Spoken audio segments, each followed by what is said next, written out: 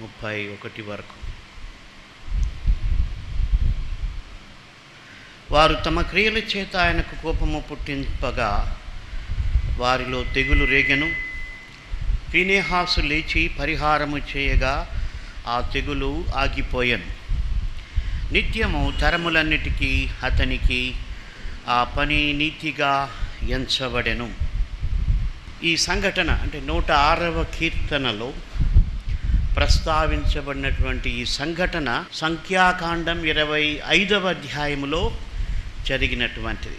ఇక్కడ మనం చూస్తున్నాం 106వ కీర్తనలో ఆ సంఘటన అంతటినీ కూడా, అంటే సంఖ్యాకాండం 25వ అధ్యాయంలో జరిగినటువంటి ఆ సంఘటనను చాలా క్లుప్తంగా 106వ కీర్తనలో రాయడం మనం చూస్తూ ఉన్నాం. అక్కడ చూసినట్టయితే తెగులు ఎందుకు పుట్టింది, తెగులు ఎలా ఆగిపోయింది అన్నటువంటి ఆ మాటలు మనం అక్కడ చూస్తాం. సైన్స్ పరంగా అయితే మనుషులు రకరకాలుగా పరిశోధనలు చేస్తారు. తెగులు పుట్టడానికి కారణం ఏంటి, ఎలా పుట్టింది, ఎవరు కారణం, ఇలాగ చాలా పరీక్షలు చేస్తారు. అయితే బైబిల్ గ్రంథం ఏం చెప్తుందంటే తెగులు పుట్టడానికి కారణం మనుష్యులు తమ క్రియల చేత దేవునికి కోపము పుట్టించినప్పుడు తెగులు రేగెను అని రాయబడింది. కాబట్టి మానవ చరిత్రలో చాలా తెగుళ్ళు వచ్చాయి. బైబిల్ గ్రంథంలో కూడా పలుమార్లు తెగుళ్ళ ప్రస్తావన మనం చూడగలం. అయితే కారణం ఏంటంటే మనుష్యులు దేవునికి కోపం పుట్టించడం, వారి క్రియల చేత, అంటే దేవునికి ఇష్టము కానటువంటి, దేవునికి విరోధమైనటువంటి పనులు చేయుట ద్వారా దేవునికి కోపం పుట్టించినప్పుడు ఆ యొక్క తెగులు రేగుతుంది. అలాగే అక్కడ 30వ వచనంలో చూసినట్టయితే ఫీనెహాసు లేచి పరిహారము చేయగా ఆ తెగులు ఆగిపోయెను. తెగులు ఎందుకు పుట్టింది, అది ఎలా ఆగిపోతుంది అన్నటువంటి విషయాలు ఆ 2 వచనాల్లో మనం చూస్తాం. కాబట్టి దేవునికి ఇష్టము కానటువంటి కార్యాలు మానవ జీవితాల్లో జరిగినప్పుడు తెగులు అన్నటువంటిది పుడుతుంది. ఇక్కడ మీకు విషయం చెప్పాలి. యాంటీబాడీస్ గురించి మనం వింటూ ఉంటాం. అంటే మనుషులు ఏమనుకుంటున్నారంటే, అంటే సైన్స్ పరంగా అది కరెక్ట్ కావచ్చు, యాంటీబాడీస్ మనిషిలో ఉన్నట్టయితే అవి కరోనా వైరస్ రాకుండా అడ్డుకుంటాయి అని చెప్తున్నారు.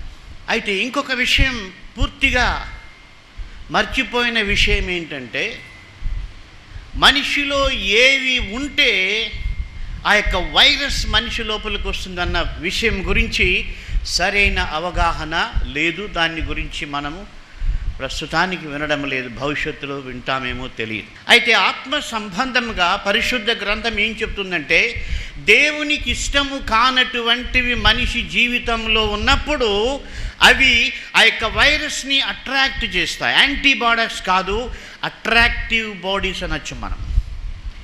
కాబట్టి మన జీవితంలో దేవునికి ఇష్టము కానివి లేకుండా జాగ్రత్త పడాలి. మనం ఒకసారి ఆ యొక్క సంఘటనకి వెళ్ళినట్టయితే సంఖ్యాకాండం 25వ అధ్యాయములో 106వ కీర్తనలో చెప్పబడినటువంటి ఈ సంఘటన మనం అక్కడ కొంచెం వివరంగా చూడగలుగుతాం. 1వ వచనం చదువుకుందాం. మొదట, ఇశ్రాయేలీయులు షిత్తీములో దిగి ఉండగా ప్రజలు మోయాబు రాండ్రతో వ్యభిచారము చేయసాగిరి.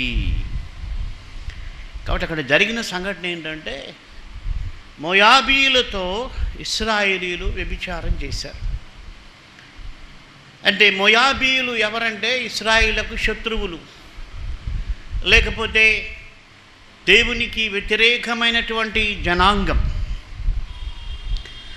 వారితో వీరు వ్యభిచారం చేసినప్పుడు ఆ తర్వాత రాయబడినటువంటి సంఘటన ఏంటంటే అప్పుడు తెగులు అక్కడ రేగింది. గమనించండి, దేవునికి వ్యతిరేకమైంది మనలో ఉంటే తెగులు వచ్చే అవకాశం ఉంది. మనము బాహ్య సంబంధమైనటువంటి జాగ్రత్తలు తప్పక పాటించాలి. అయితే విషయం ఏమిటంటే నీ జీవితంలో దేవునికి వ్యతిరేకమైనవి ఉంటే ఏ మాస్కులు కూడా వైరస్ని అడ్డుకోలేవు. ఎందుకంటే ఇక్కడ మనం చూస్తున్నాం, ఇశ్రాయేలీయులు మోయాబీయులతో వ్యభిచారం చేసినప్పుడు తెగులు రేగింది. కాబట్టి మనం దేవునికి ఇష్టము కానివేవైనా మన జీవితాల్లో ఉన్నాయా అని పరిశీలించుకోవాలి. అవి ఉంటే వైరస్ని, కీడుని, ఆపదను అవి అట్రాక్ట్ చేస్తాయి. ఎంత దూరంలో ఉన్నప్పటికీ కూడా అవి అట్రాక్ట్ చేస్తాయి. కాబట్టి మనం జాగ్రత్త పడాలి. ఇక్కడ చూసినట్టయితే మనం 106వ కీర్తనలో చూసాం, ఫీనెహాసు లేచి పరిహారం చేశాడు. ఎలాగూ పరిహారం చేశాడంటే, తిరిగి వివరణ కొరకు సంఖ్యాకాండం 25వ అధ్యాయం 6-7 వచనాలు. ఇదిగో మోషే కన్నుల ఎదుటను ప్రత్యక్షపు గుడారం యొక్క ద్వారమునద్ద ఏడ్చుచుండిన ఇశ్రాయేలీయుల సర్వ సమాజం యొక్క కన్నుల ఎదుటను ఇశ్రాయేలీలో ఒకడు తన సహోదరుల యొద్దకు ఒక మిథ్యాను స్త్రీని తోడుకొని వచ్చెను. కాబట్టి ఇక్కడ అందరి ముందర ఒక ఇశ్రాయేలీయుడు మిథ్యానీయురాలిని తోడుకొని వచ్చి దేవునికి ఇష్టము కానటువంటి ఆ అనుబంధాన్ని, ఆ సంబంధాన్ని కలిగి ఉన్నప్పుడు ఆ యొక్క తెగులుకు ప్రధానమైనటువంటి కారణం. 7వ వచనం, యాజకుడైన అహరోను మనుమడును ఎలియాజరు కుమారుడైన ఫీనెహాసును అది చూచి సమాజము నుండి లేచి ఈటెను చేతపెట్టుకొని పడక చోటికి ఆ ఇశ్రాయేలీని వెంబడి వెళ్ళి ఆ ఇద్దరిని, అనగా ఆ ఇశ్రాయేలీని ఆ స్త్రీని కడుపులో గుండా దూసిపోవునట్లు పొడిచెను. అప్పుడు ఇశ్రాయేలీయులలో నుండి తెగులు నిలిచిపోయెను. ఇది 106వ కీర్తనలో చెప్పిన దానికి వివరణ. ఏం జరిగిందంటే, మోయాబీయులతో విచారం చేశారు. ఒకడు మోషే ఎదుట కూడా ఏం భయపడకుండా, నన్నెవడు ఏం చేస్తాడు, నా ఇష్టం అన్నటువంటి రకం. అయితే ఫీనెహాస్ అన్నటువంటి వ్యక్తి, ఈయన ఎవరంటే అహరోనుకు మనవడు, యాజకత్వాన్ని చేసేటువంటి వాడు. అహరోను కుమారుడు ఎలియాజరుకు పుట్టినటువంటి వాడు ఫీనెహాస్.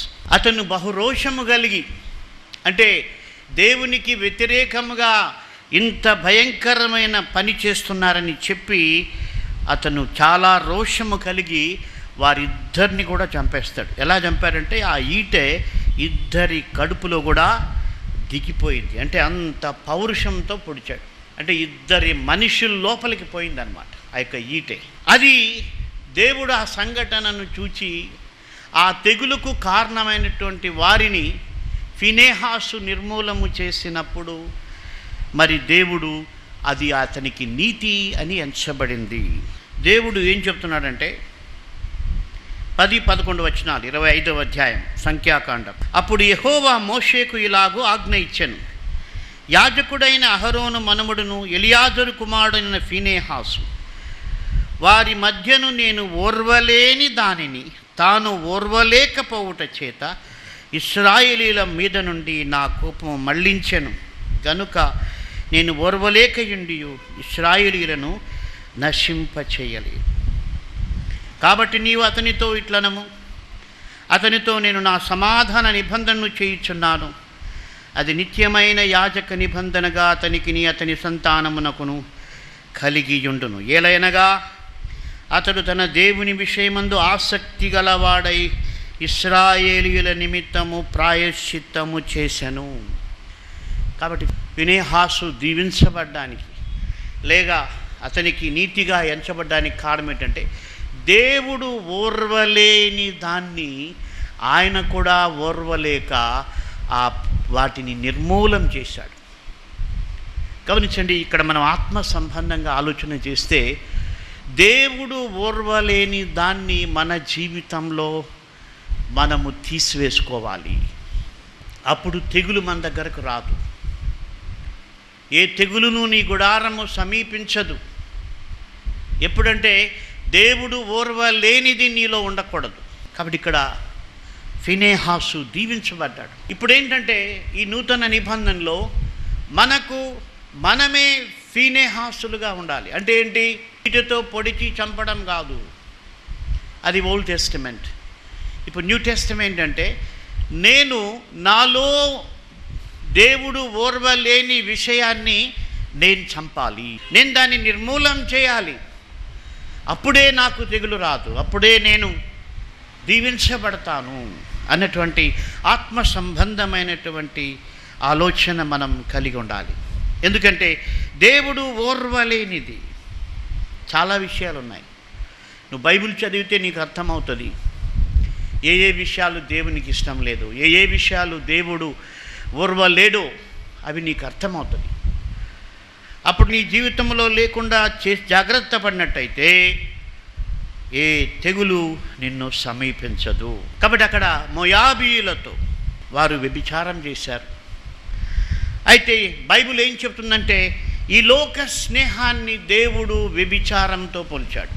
యాకోబు పత్రిక 4వ అధ్యాయం 4వ వచనములో, వ్యభిచారణులారా, ఈ లోక స్నేహము దేవునితో వైరమని మీరెరుగరా. కాబట్టి ఎవడు ఈ లోకముతో స్నేహము చేయగోరునో వాడు దేవునికి శత్రువగును. కాబట్టి గమనించండి, ఎవడు ఈ లోకంతో స్నేహం చేస్తాడో, ఎవడు ఈ లోక రీతిని అనుసరిస్తారో, లోకం ఏమి అనుసరిస్తుందంటే, లోక నీతి ఏంటంటే ఎవరు ఏమైపోయినా పర్వాలేదు, నేను బాగుండాలి, ఎంతమంది పేదల్ని హింసించైనా సరే నా ఆస్తి పెంచుకోవాలి, ఎంతమందిని చంపైనా సరే నా బలం పెంచుకోవాలి. శరీరాశ, నేత్రాశ, జీవపు డంబం, ఇవి లోక సంబంధమైనవి. యోహాను రాసిన మొదటి పత్రిక 2వ అధ్యాయం 15 నుంచి 17 వచనాలు చూసినట్టయితే అవి లోక సంబంధమైనటువంటివి, దేవుని వలన పుట్టినవి కాదు. కాబట్టి వాటికి నీ జీవితంలో స్థానం ఇచ్చినట్టయితే అవి వైరస్ని అట్రాక్ట్ చేస్తాయి. కాబట్టి మనం జాగ్రత్త పడాలి. దేవుడు ఓర్వలేనిది మన జీవితంలో ఏదైనా ఉంటే అది మనం జాగ్రత్త పడాలి. దేవుని యొక్క వాక్యం ఏం చెప్తుందంటే, రోమీయులకు రాసిన పత్రిక 8వ అధ్యాయం 13వ వచనం, మీరు శరీరానుసారముగా ప్రవర్తించిన ఎడల చావవలసిన వారైందరు, కానీ ఆత్మచేత శారీరక క్రియలను చంపిన ఎడల జీవించెదరు. ఈ మాట మనం ఇప్పుడు కోవిడ్ టైంలో ఎట్లా వింటున్నామంటే, మీరు ఇష్టం వచ్చినట్టు తిరిగితే చచ్చిపోతారు, కానీ ఇంట్లో భద్రంగా ఉంటే బతుకుతారు. ఇది మనం వింటున్నటువంటి మాట.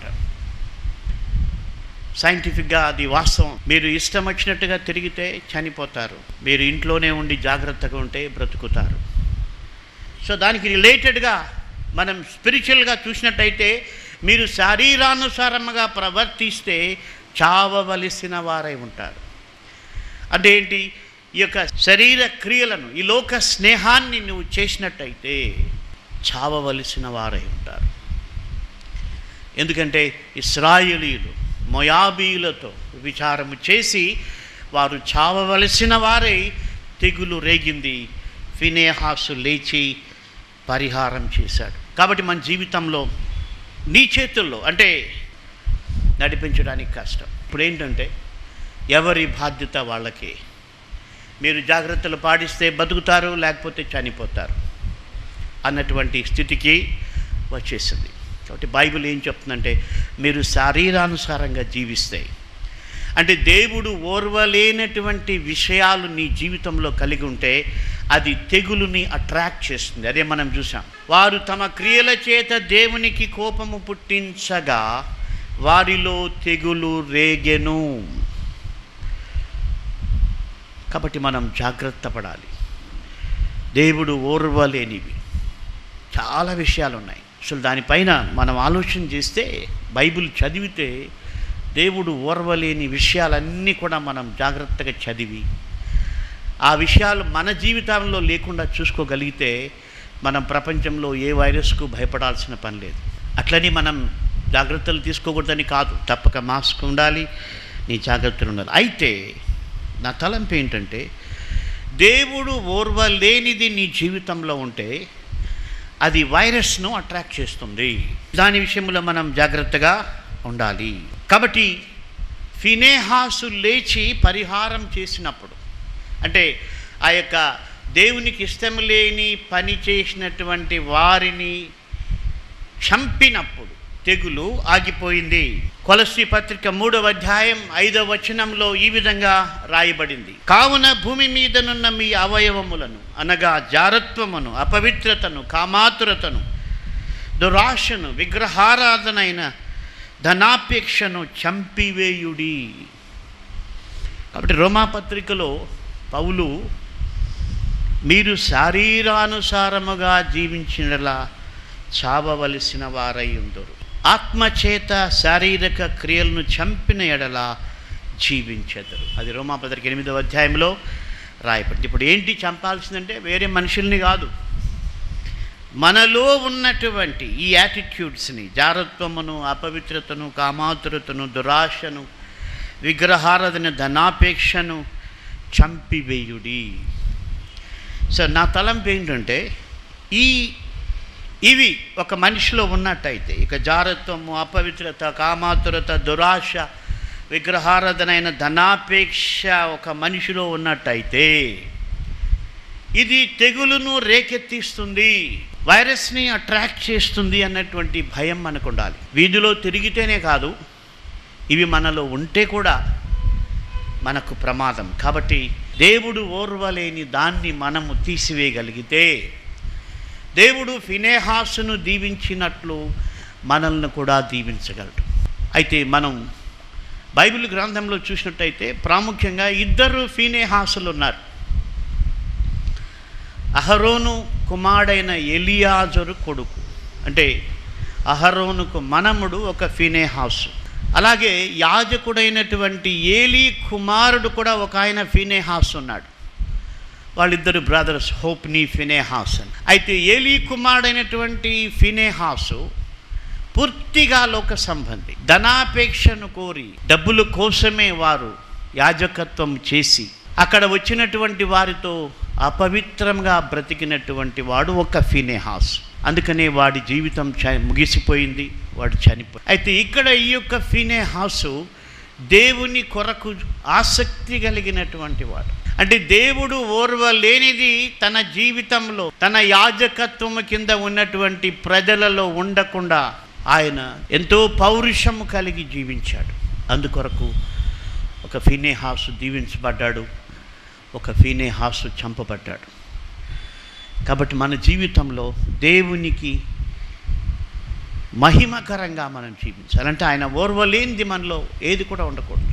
ఆయనకి ఇక్కడ ఈ సందర్భంలో మనం చూసాం, లోక స్నేహం దేవుడు ఓర్వలేడు. ఎందుకంటే ఎవడు లోకముతో స్నేహము చేయగోరునో వాడు దేవునికి శత్రువగును అని రాయబడింది. అంటే ఈ లోక స్నేహాన్ని దేవుడు ఓర్వలేడు.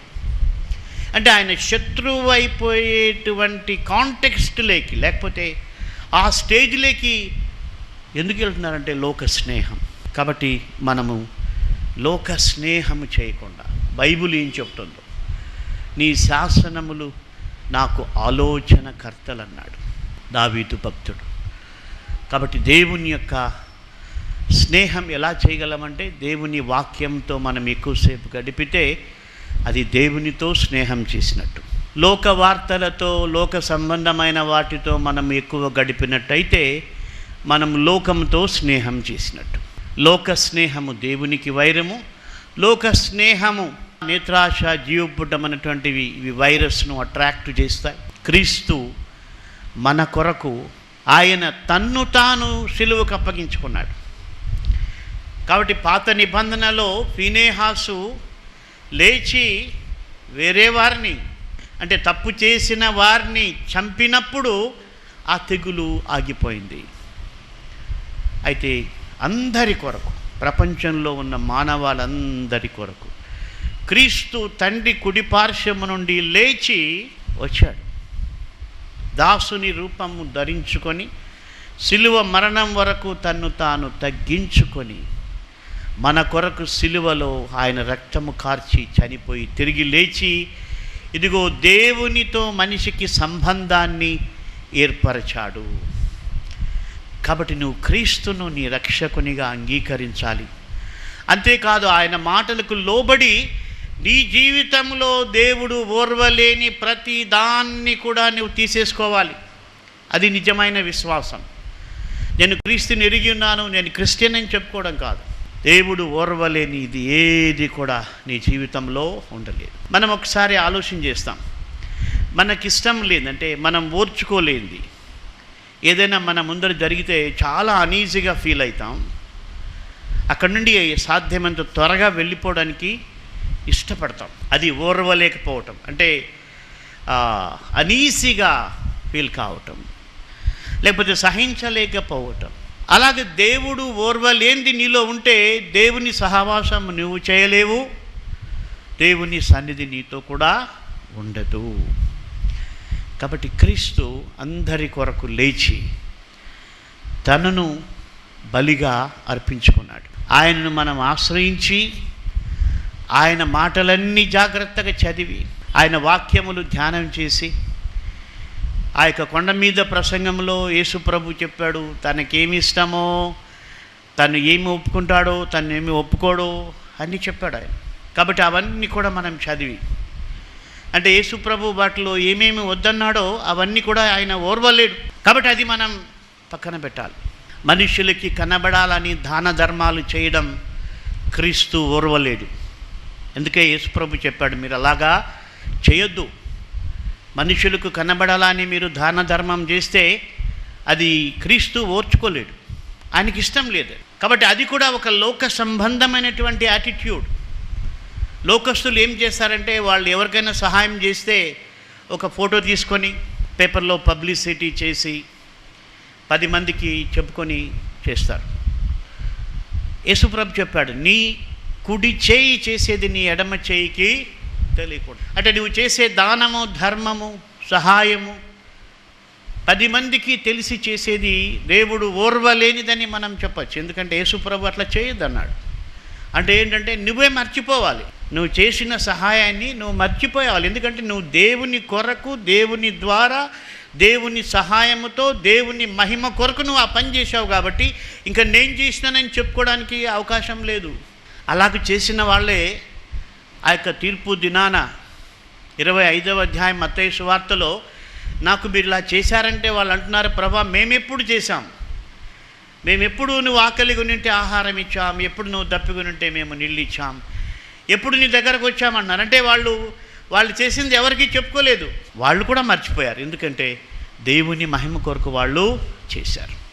కాబట్టి దేవుడు ఓర్వలేనటువంటి విషయం పేర్లు రాయించుకోవడం, బహిరంగంగా ఫేమస్ కావడం, అదంతా కూడా దేవునికి ఇష్టం లేదు. అలాగే ప్రేయర్స్ కూడా అందరికీ తెలియాలని చేయటం, అది కూడా యేసు ప్రభు చెప్పాడు, అది దేవునికి ఇష్టం లేదు. నువ్వు రహస్యంగా ఎవరికి తెలియకుండా నీ గదిలో కూర్చొని ప్రార్థన చేయాలి. ఆయన నువ్వు నీ ముందర ప్రభు ఉన్నట్టు నువ్వు గ్రహించాలి. మనుషులందరూ ఉన్నట్టుగా నువ్వు చేస్తే మనుషుల వరకే పోతుంది ప్రేయర్, దేవుని వరకు పోదు. కాబట్టి మనం ఏకాంత ప్రార్థనలో ప్రభువు సన్నిధిలో మనం ఎదగాలి. ఇంకో విషయం ఏంటంటే ఎవరైతే గొప్పలు చెప్పుకుంటారో అంటే ఈ విధంగా ప్రోపగేట్ చేసుకుంటారో వారు దేవుని సన్నిధిలో నిలవలేరని బైబిల్ చెప్తుంది. చాలా ఆశ్చర్యం. 5వ కీర్తన అక్కడ ఏం చెప్తుందంటే డాంబికులు నీ సన్నిధిని నిలువలేరు అన్నాడు భక్తుడు. అంటే గొప్పలు చెప్పుకునేవాడు ఏదో వీధుల్లో చెప్పుకుంటుంటాడు కానీ వాడు నెమ్మదిగా దేవుని సందులో కూర్చోలేడంట బైబిల్ చెప్తున్నమాట. అందుకనే కీర్తనకారుడు అన్నాడు, నీవు దుష్టత్వమును చూచి ఆనందించు దేవుడవు కాదు, చెడుతనమునకు నీ యొద్ద చోటు లేదు, డాంబికులు నీ సన్నిధిని నివసింపలేరు. పాపము చేయు వారందరూ నీకు అసహ్యులు, అబద్ధమాడు వారందరినీ నీవు నశింపచేయుదువు, కపటము చూపి నరహత్య జరిగించు వారు యెహోవాకు అసహ్యులు. కాబట్టి ఇవన్నీ కూడా దేవునికి అసహ్యమైనవి, ఓర్వలేనివి. అయితే చాలాసార్లు మనం కాంప్రమైజ్ అయిపోతుంటాం. ఎందుకంటే లోకంతో సహవాసం చేసినప్పుడు ఏమవుతుందంటే okay we can do this, it's not a problem, everybody is doing. But remember, దేవునికి ఇష్టం లేనివేవో బైబిల్లో రాయబడ్డాయి. అవి నువ్వు పాటించకపోతే నీవు అట్రాక్ట్ చేస్తావు వైరస్ని, ఆపదని.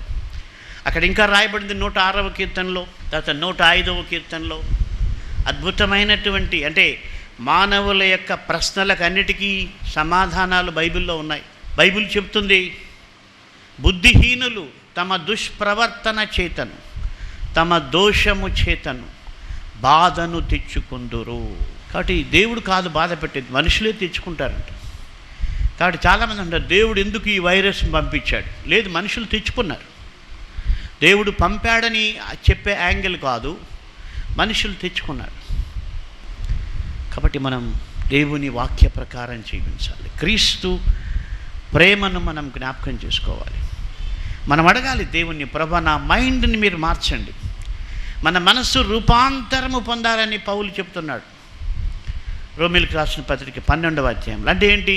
ఈ లోకం నుంచి వేరయ్యేటువంటిది, దేవుని ఆత్మతో దేవుని వాక్యముతో ఐక్యత పడేటువంటి విధంగా మన మనస్సు రూపాంతరం చెందాలి. అంటే దేవునికి ఓర్వ లేనటువంటివి, దేవునికి ఇష్టం లేనివన్నీ కూడా మనం ఇష్టం లేకుండా చేసుకోవాలి. అది దేవుణ్ణి అడగాల్సింది. మన బాడీకి మన మనస్సుకు అది ఇంపాసిబుల్. ఎస్, అయితే దేవుడు చేయగలడు. అందుకే భక్తుడు 139వ కీర్తనలో చాలా చక్కగా ఆయన ప్రార్థన చేశాడు. దేవా, నన్ను పరిశోధించి నా హృదయము తెలుసుకొనము, నన్ను పరీక్షించి నా ఆలోచనలు తెలుసుకొనము, నీకు ఆయాసకరమైన మార్గము నా యందు ఉన్నదేమో చూడు. కాబట్టి ఇది టెస్ట్, కోవిడ్ టెస్ట్. ఏంటంటే పోతారు, ఉందా లేదా అని తెలుసుకోవడానికి ఖచ్చితంగా టెస్ట్ చేసుకోవాలి. అయితే ఇక్కడ దావీదు ఆత్మ సంబంధంగా ఆయన ప్రతిరోజు చేసుకుంటున్నటువంటి టెస్ట్ ఏంటంటే, దేవునికి ఆయాసకరమైనది ఏదైనా అనే జీవితంలో ఉందా?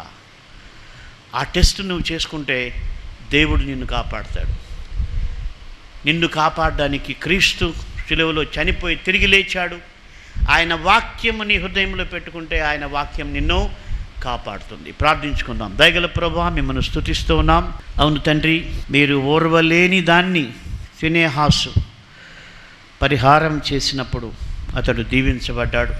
మీకు ఇష్టము కాని కార్యము ఇశ్రాయేలు చేసినప్పుడు ఈ వాక్యంలో సెలవిచ్చినట్లుగా వారు తమ క్రియల చేత దేవునికి కోపము పుట్టించరి, అందువలన తెగులు రేగెను అని రాయబడి ఉంది. అవును ప్రభా, ఈ లోకంలో జరిగే ప్రతి అనర్థానికి, ప్రతి బాధకు, వేదనకు మనుషుల పాపములని మేము ఒప్పుకొనుచున్నాం. మీరే కరుణించి సహాయం చేయండి. అందరి కొరకు మా ప్రభువా యేసుక్రీస్తు ప్రభుని మీ లోకంలోనికి పంపి తన్ను తాను సిలువలో బలిగా అర్పించుకొని మా కొరకు ఆయనను నియమించేందుకు మీకు స్తోత్రములు చెల్లిస్తూ ఉన్నాం.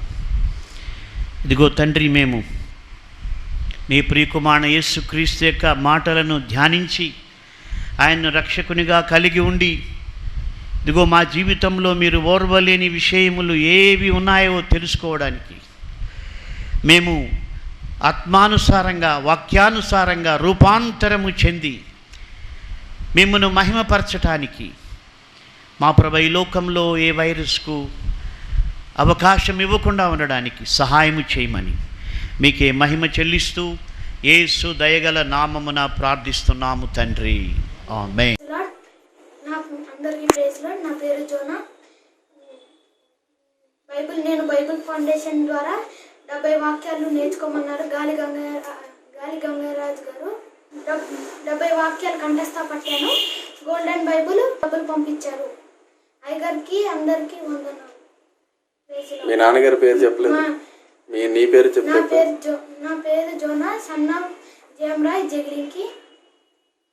Praise lord.